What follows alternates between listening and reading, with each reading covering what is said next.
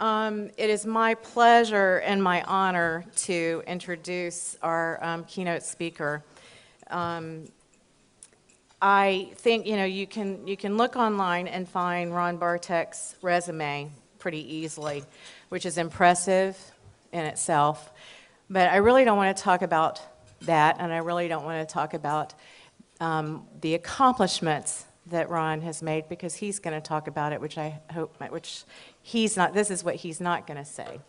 Is I want to talk about Ron the man. I want to talk about the human being that is standing before you.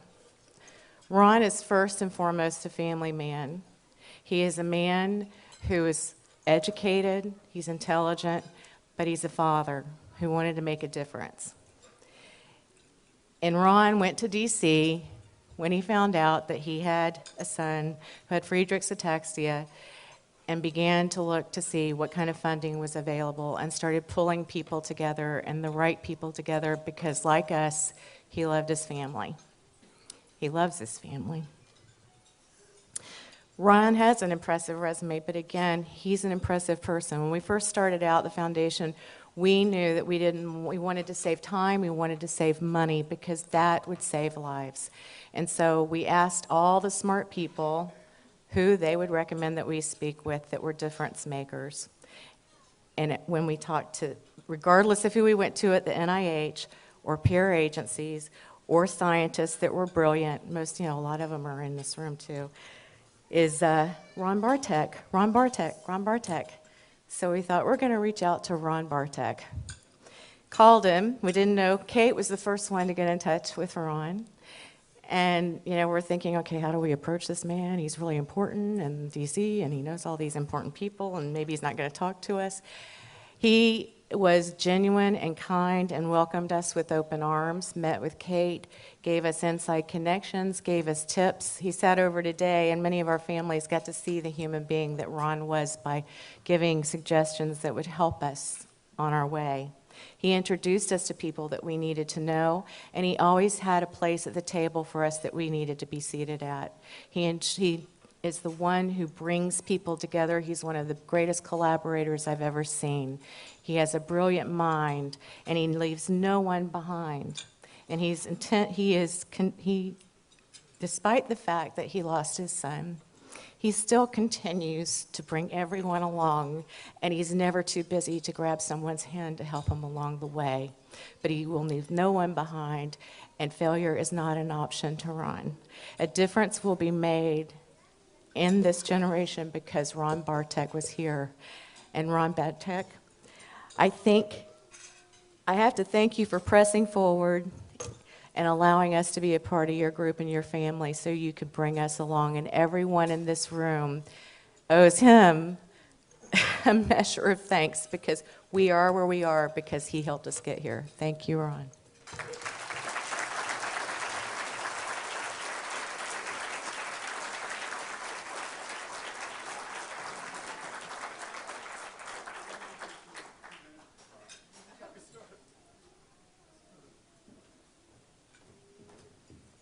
Wow, that was, thank you very much, Shelley, for a wonderful introduction.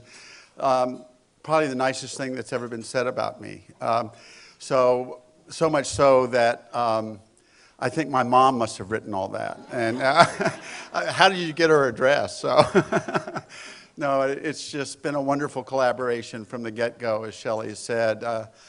Your foundation, BSF, started in 2000. Ours started in 1998. And we've been working together ever since. That day that Kate called still resonates, and we got together right away and have never parted. I mean, our two foundations have been holding hands for, 15 years now, or 16 years. So it's been wonderful, and thank you, too, for inviting me to speak with you today. As you can see from the first slide, I've been asked to talk about what we as patient families, actually I came up with this title, so what we as patient families, advocates, scientists, government, and industry partners can do to move Barth syndrome more fully into the clinical treatment era. And as I go through, I'm really going to tell you FARA's story, the Friedreich's Ataxia Research Alliance, which my wife Rachel and I are the co-founders.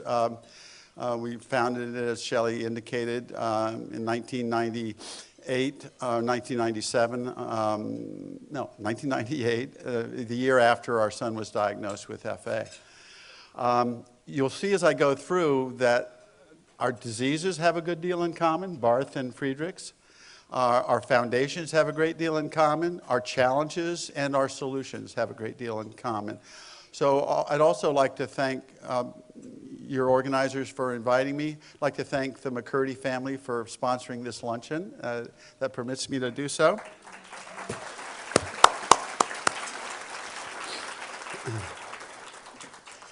And as I go through the FARA stories, as I said, you'll see a lot of similarities with the things that, as this first slide indicates, the title, we're all doing together with our patients, our patient families, our scientists, the government partners, the NIH and the FDA, the drug companies that are coming to our side.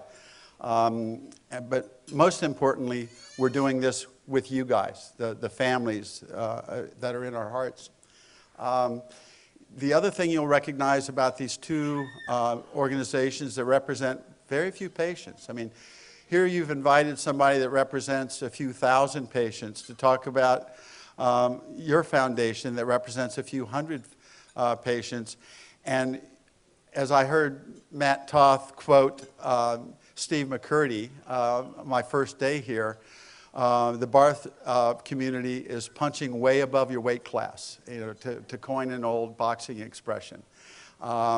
And you'll see as I go through that both FARA and BSF are punching way ahead, way above our weight class. But I would say you guys punching a couple of weight classes above your weight.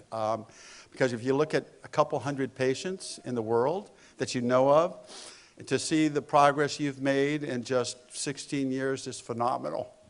Our scientists always tell us, we know we'll never move fast enough for your patient families. But by scientific standards, you guys are moving at lightning speed, and you guys are moving at lightning speed. So.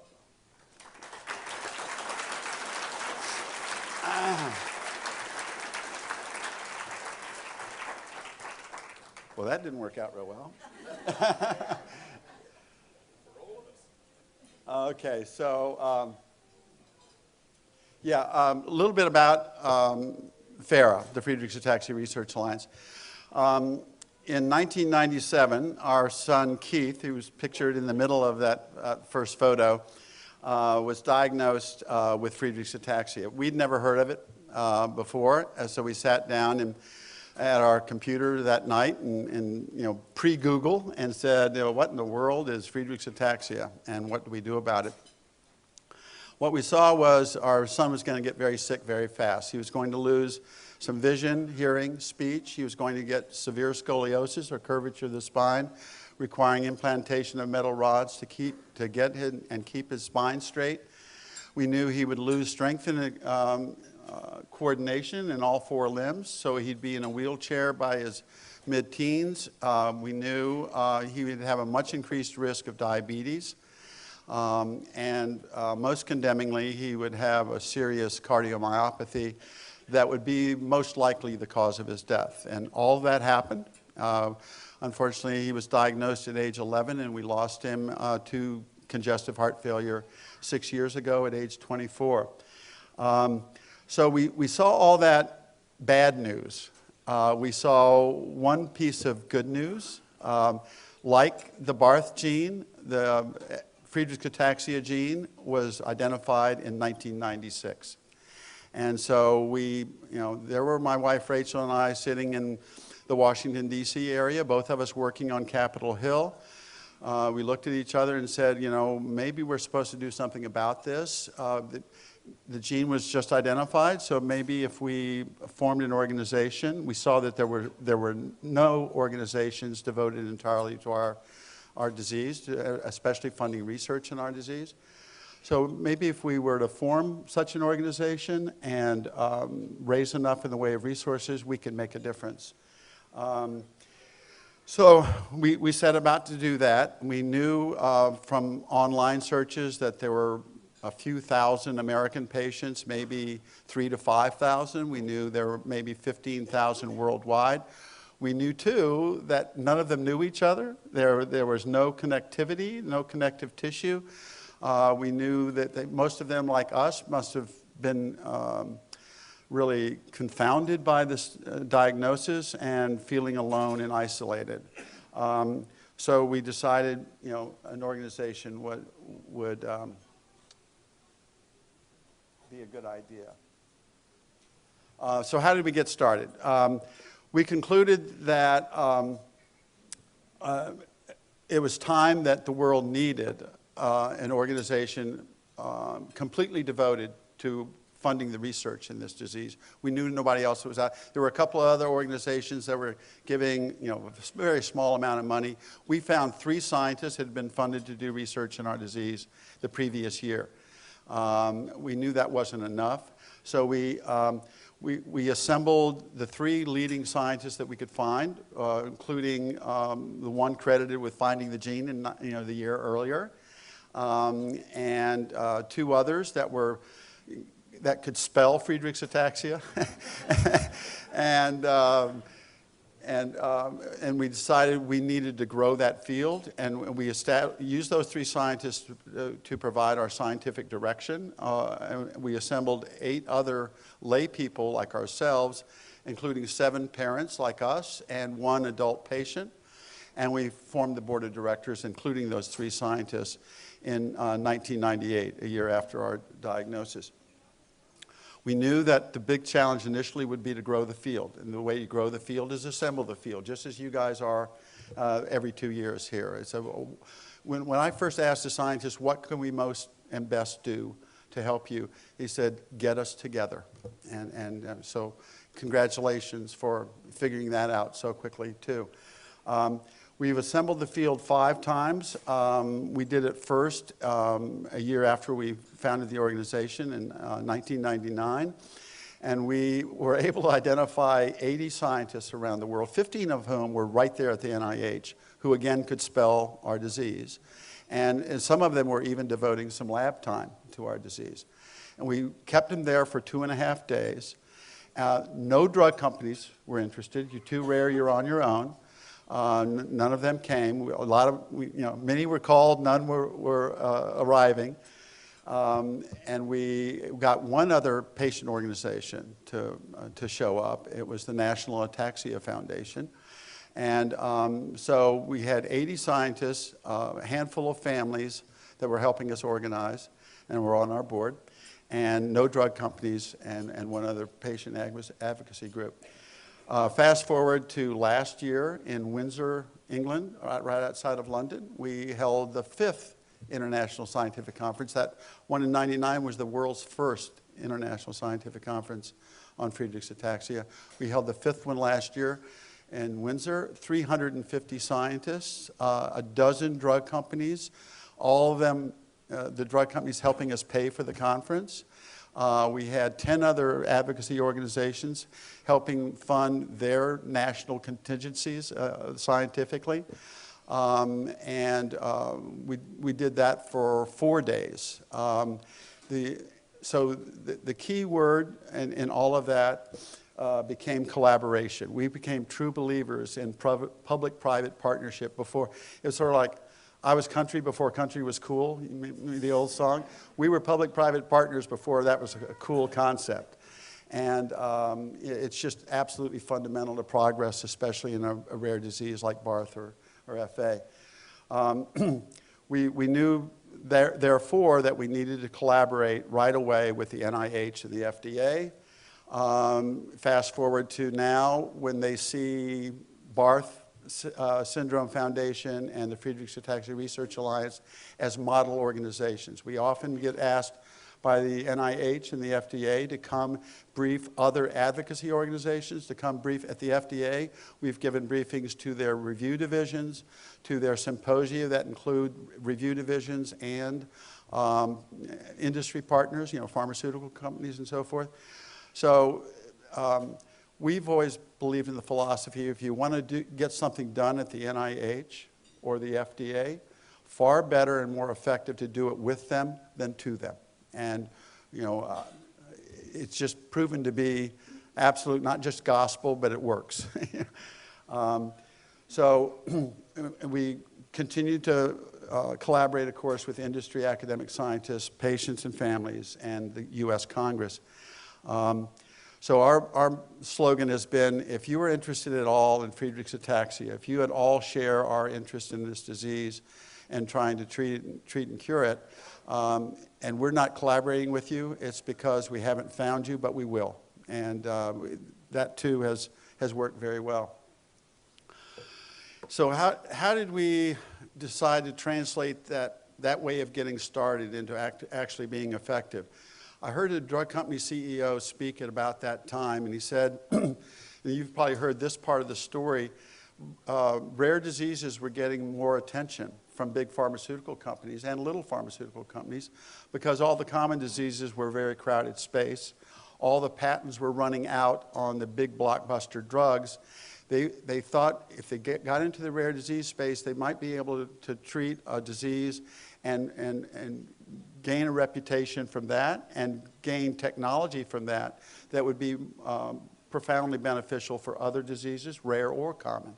So they started devoting more attention to the rare disease space. So he called that, he said, we're going to get involved in rare diseases, but we're going to look for low-hanging fruit. So what I've always said since then is FARA's job is to grow low-hanging fruit. We're in the orchard growing your low-hanging fruit. And how do you define that? Well, you define that by doing all the wonderful things that you've heard about in the last 12 hours from these wonderful scientists and from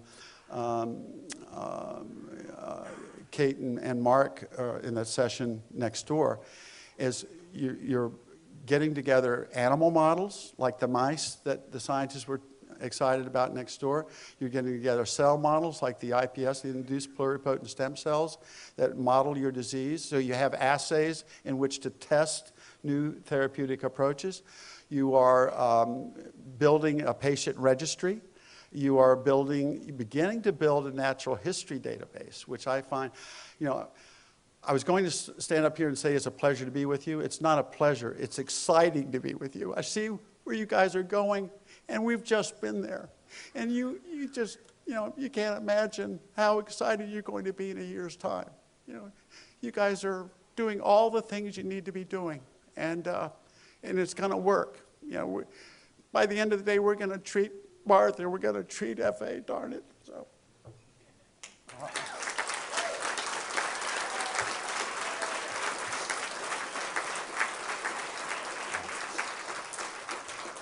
So we knew we had to get started with all that, just the way you have.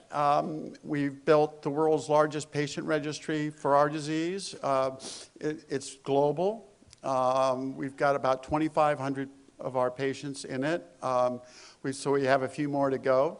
We find that every time we announce a clinical trial, we get a few more registrations, and you'll experience the same thing. We also have built a magnificent natural history database. We did it the same way you're doing it. All those clinical visits, you did yesterday, and I think you'll do some more while you're here. We did that very same thing. We established 5 centers around the country in which we said, we want clinical outcome measures. We want endpoints for clinical trials.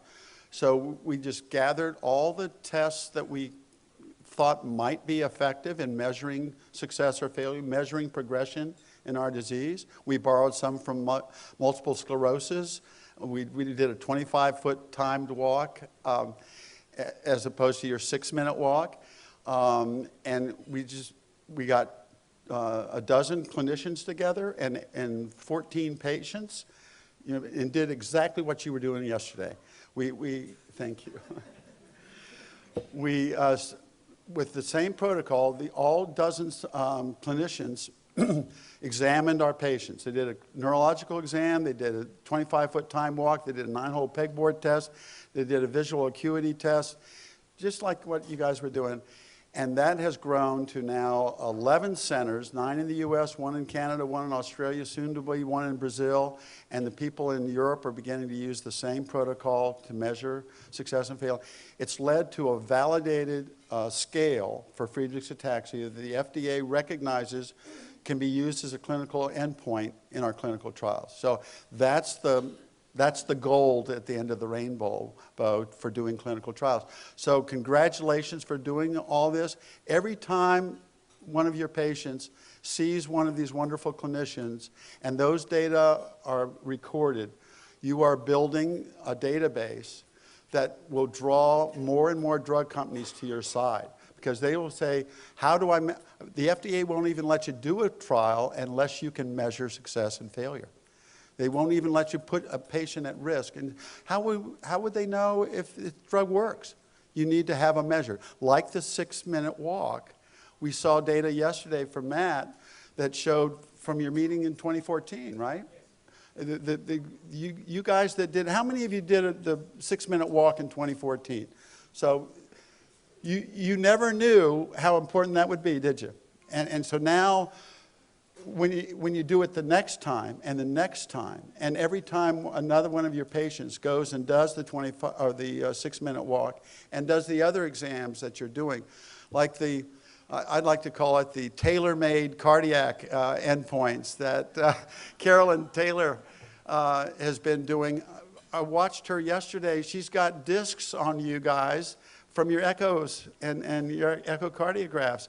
And all those data, when combined with other clinicians that I think you're in contact with now. I mean, these people are finding new patients. And every time a patient goes to them and gets examined, you're building that natural history database that will draw more and more support. More and more companies will come to you and say, wow, you guys are a turnkey operation. You guys will save me a lot of time and money because you know what to look for. You know what clinical outcome measures will work in your clinical trials, which clinical outcome measures will measure things that are important to your patients, and which will show us that they will better thrive, feel, function, and survive are the 3 code words at the FDA. Show me a measure that will prove to me that on this drug, your patients will feel better, function better, and survive better.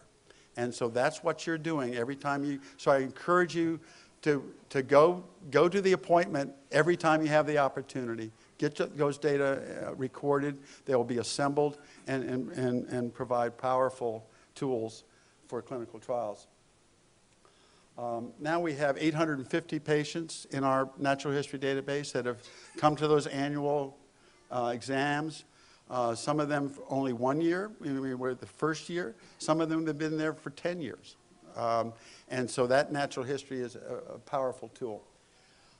So we often do, and I'm not going to go through this slide, but it is just a slide we came up with working with an organization called Clinical Trials Transformation Initiative, showing in color codes here. You see the light blue is the discovery phase, dark blue is preclinical, green is phase 1, phase 2, then the FDA review and final approval. So where are you in Barth? I'd say you're about halfway down that path, aren't you? So you've got a couple of phase 1 studies. We've been one step further. We've had a couple of phase 3 studies. We don't have an approval yet, but we think we have a good chance of getting one next year. So, and we're all looking forward to the wonderful challenges in the final 2 chevrons of going to the FDA with an application for approval and then going to our patients that are taking an approved therapy and seeing how they're doing, called post-market surveillance. So, and I will tell you from my vantage point that the Barth Syndrome Foundation and you as patient families are doing everything in that first half, and you're motoring full speed ahead. And now, as I heard Kate tell the group next door, those of you who were there can validate it, you are now in the driver's seat. I would say that you guys have been in the driver's seat from the beginning, and that's the new emphasis at the Food and Drug Administration, is patient-focused drug development. I like to say it's important that you, the patient family, are directly involved from the beginning through the end of the whole research and development continuum.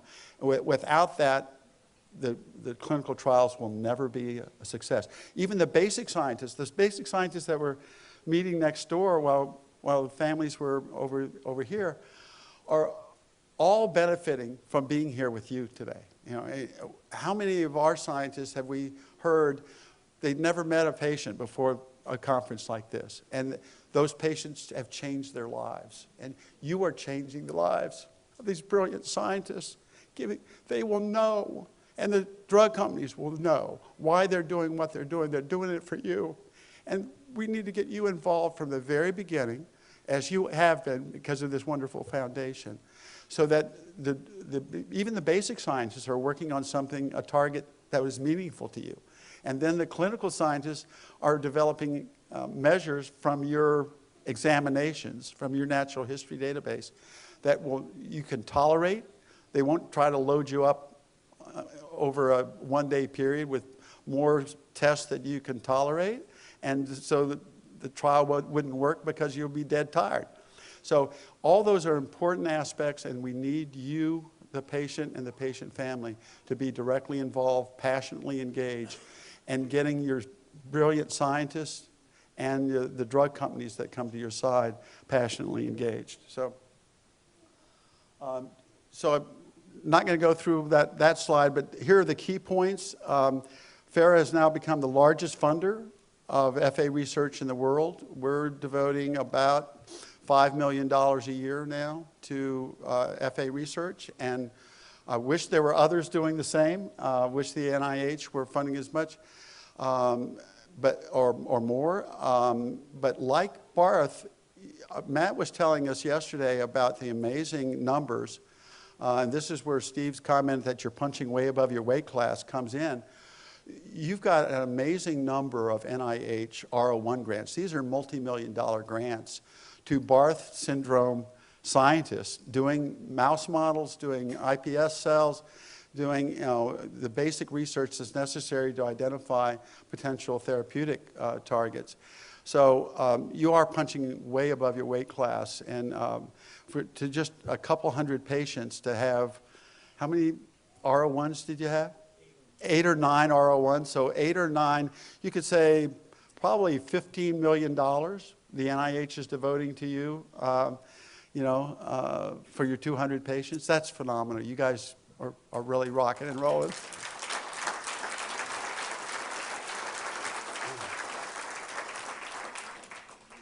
And, whoops. I'll just highlight one other point on this slide, and that is that, okay, you've got your patient registry, and I know you guys are working hard on that. You've got your natural history database, you're working hard on that. What does that do for you? Well, it means that because you've got all that in place, and we have a clinical network, and you have the beginnings of a clinical network that you're already working with. Some of those clinicians are here in the room. So drug companies now come to us when they have their idea. They don't come to us like they used to, and how they still do in common diseases, and say, now we need the patients. We're doing a phase 3 clinical trial. We need 1,000 patients to do this trial. Where are you? That will never work for us, right? And it won't have to, because they now know that if they're at all, they think they have an idea about Barth, or they have an idea about FA, they know where to go. They will sit down with you and your best clinicians, as they do with ours. They will spend a half a day with us, a full day. Some of them, like Pfizer, has spent several days with us. And they will sit down and say, okay, we know you have your natural history database. You understand your patients very well. You have this patient registry. You have this, clinicians know your patients and know your disease. Here's our drug. What kind of trial should we design? How should we design the trial? How should we write the protocol? What measures do we need to use? What clinical endpoints do we need to use? What part of the population do we need 7 to 18-year-olds, or do we need 16 to 35-year-olds? What will work best for this drug? And our scientists will sit down with them and write their clinical trial design because they know our patients so well. And so now those companies have gone from 0 in 1998 to 35 pharmaceutical companies now work with us closely. 9 of them are conducting clinical trials with us right now. So that's the power of the patient being involved from the get-go. It's the power of BSF to get all of your buy-in to say we need to populate that patient registry so you know where we are, how old we are, what our capabilities are, so we know we could be included or excluded from this particular study. And you're going to these natural history database examinations, though you didn't know until today what that really meant. So those companies know where to go now, and they're going to start coming to you. You're going to have to get ready for that. And that way, when they design their clinical trial, they know they have a good shot at putting their drug on trial, not their trial design. So if they get a failure, they will be confident that drug failed. It wasn't the clinical trial design. It wasn't the Barth syndrome community that failed them. It was their drug. And so they'll tweak the drug or get a different drug. But what you don't want to see happen is the statistic that Kate used this morning. I'd heard it several times before. 80% of the clinical trials fail because of they don't meet their milestones in recruitment. 80% of the clinical trials fail because either they could not recruit the number of patients or they could not recruit the number of patients fast enough. So it's not uncommon to see a clinical trial in a rare disease take 2.5 years to recruit for a 6-month study. That's not going to work very often, is it? So the last point on this slide is we just concluded a phase 3 clinical trial to prove this point. It had been vetted with us from the beginning. We helped them design the trial. We helped them select the sites from our clinical network. And we helped them design their endpoints and so forth. Then we use our patient registry to recruit their trial. They needed 60 patients at 3 sites across the United States.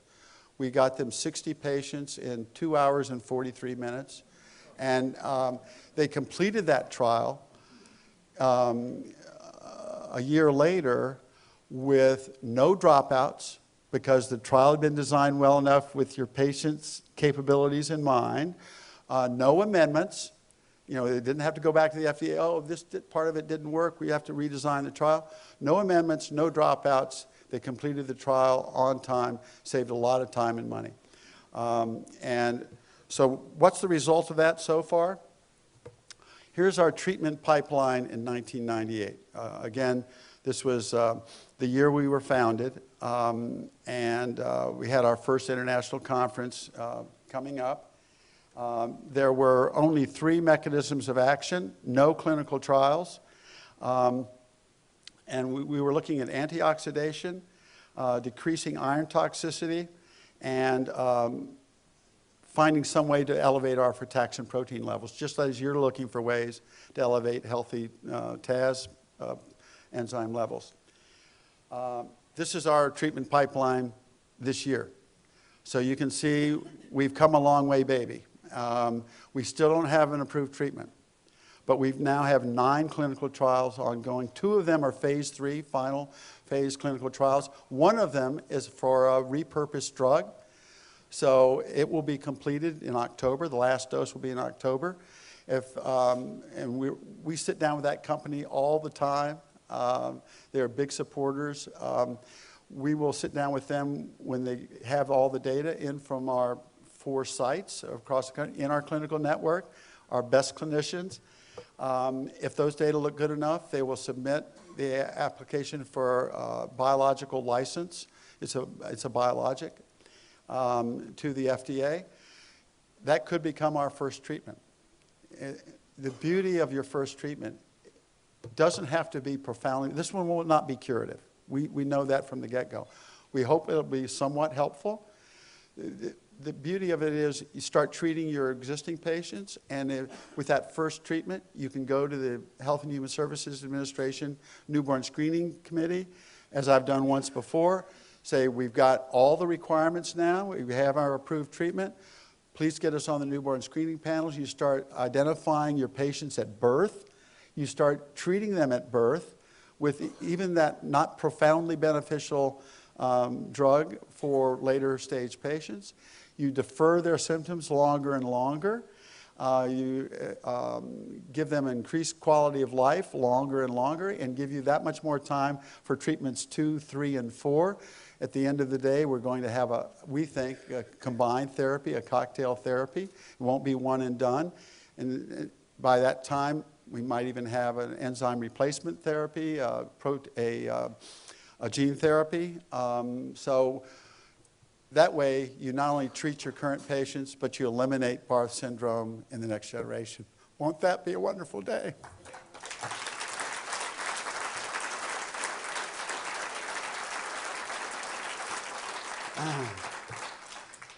So you can see we have a lot in common. Our two diseases have a good deal in common. We're both rare conditions with enlarged, weakened, cardiomyopathy. We both suffer some muscle weakness, some fatigue, exercise intolerance. We have some serious advantages, however. We have a single gene. It's a very small gene. Yours is 11 exons. Ours is 5. We have like 210 amino acids. It's a tiny protein. And it acts pretty much alone. Yours works with cardiolipin. Ours works with, they both go to mitochondria. Ours works with iron-sulfur clusters to help present the iron, to form these iron-sulfur clusters, transport electrons along the same mitochondrial membrane complexes that you're worried about. And the net result will be energy and water as opposed to oxidation, reactive oxygen species and so forth. So that's an important aspect for both of our diseases. And it's much easier to work with a small gene product than a large.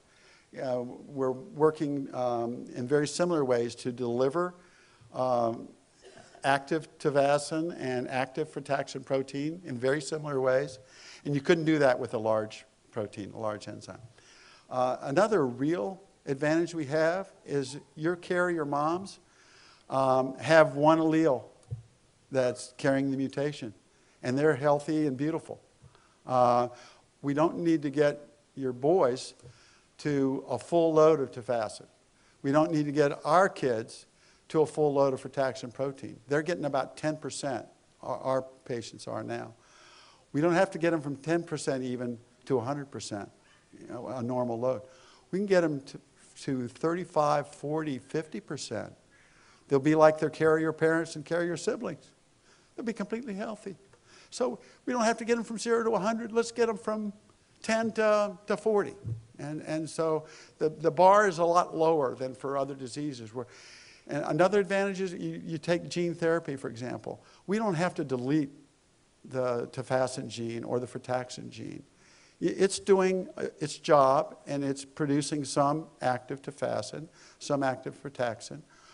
All we need to do is supplement that. Get a healthy copy of that gene into that genome. It will be expressed and produce fully active tafassin and fully active frataxin protein, and our boys and girls will be healthy. So. Also, there's a lot of similarities in our two foundations. As I've mentioned to you, we're pursuing 5 of the same 8 avenues of mechanism of action as you are. For example, gene therapy. I stole this term from RJ. I'm plagiarizing RJ here. We both foundations feel the burn, okay?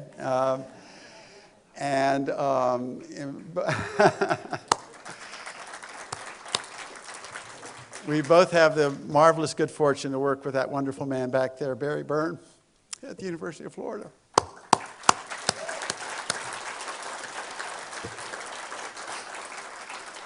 Who I discovered earlier this week that I was rather intimidated by the fact that he was the keynote speaker in the 2014 conference, and I said, how am I ever going to match Barry Byrne? But Then we're also working on enzyme replacement, as you are. We're trying to replace our enzyme the same way you're trying to replace yours. We're using a very similar mechanism.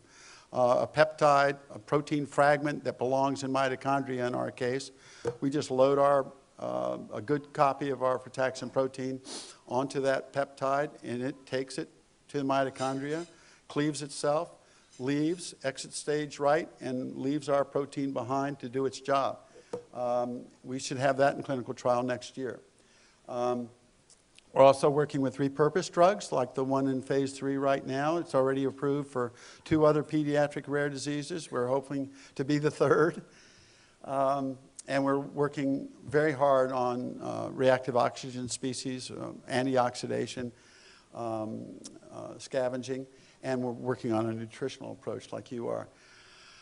Both foundations are funding a lot of research, providing a lot of translational tools, collaborating with anybody and everybody in the world. I know you have, you've reached out to advocates and companies and scientists in Europe and Australia, just like we are. We learned early, as you have, that it's collaboration, collaboration, collaboration. The equivalent of location, location, location in real estate. And another political pun here, collaboration trumps isolation, and it makes science great again. So again, tribute to RJ for coming up with that notion. The bottom line, here's the bottom line at the end of my talk. It's all about you guys. Absolutely all about you guys. You heard that from Kate and Mark next door, and it's absolutely true. You guys are in the driver's seat. You have been. You might not have known it, but you've been in the driver's seat for some time. None of this happens without you, and none of it happens well without you. If you want to be effective and efficient and get the darn treatment as quickly as humanly impossible, then you have to step up. And I know you are.